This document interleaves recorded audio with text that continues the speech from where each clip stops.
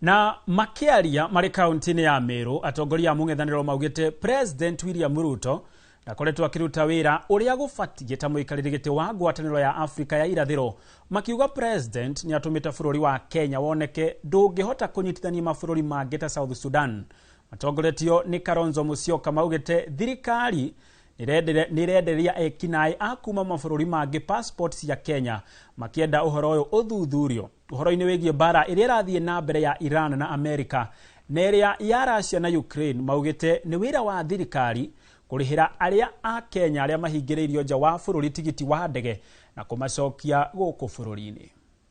Some of you have been here a little longer.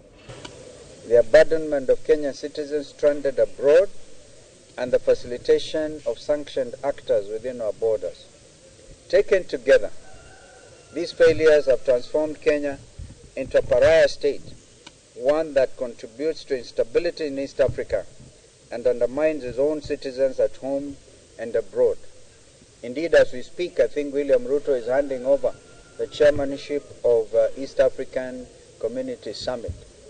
And as he does so, he has performed poorly during his tenure as a chair of the summit.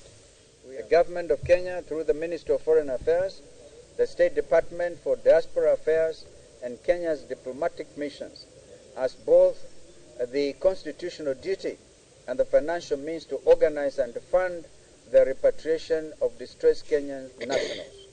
The cost of a return flight is a fraction of the billions squandered through corruption and misplaced expenditure. There is no justification whatsoever for leaving Kenyan citizens to perish or suffer in foreign lands because they cannot afford airfare